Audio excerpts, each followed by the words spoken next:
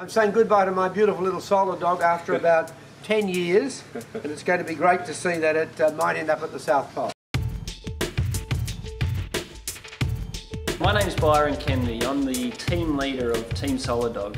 Why do we actually want to go to the South Pole? This is something that's never been achieved in a solar vehicle like this, so where the solar panel is built onto the vehicle. It's a technical challenge. It's something that we're very passionate about. I've been involved in solar car racing since 1996. I've been involved in the SunSwift solar car team, then I was involved in the solar car team at the Northern Territory University. I've been interested in solar vehicles since 1985 when we started building the car for Dick Smith.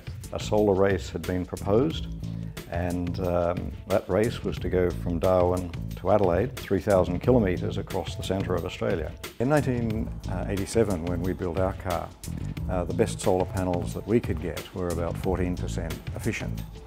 Now it's possible to get commercially available solar panels that are more than twice as efficient. In parallel with that, of course, has been the development in batteries and power electronics and motors, and so it's now, I think, possible and sensible to conceive of something as challenging as this SolarDog project, where you take all of this technology and put it into the harshest possible environment. This is the most isolated continent in the world. My own research has been based at these high altitude sites. South Pole itself is fairly high. It's about 2,800 metres above sea level. It's cold, and particularly close to the coast there's the potential for blizzards.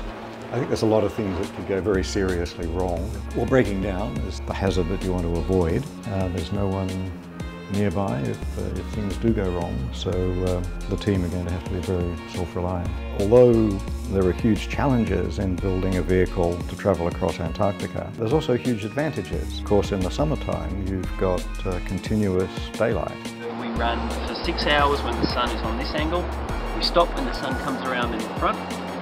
We bring the panel down, it's on a tilting frame here. We run for another 6 hours. As you get inland and closer to the pole, the wind drops down to very low levels indeed, so you can be sure of low wind speeds.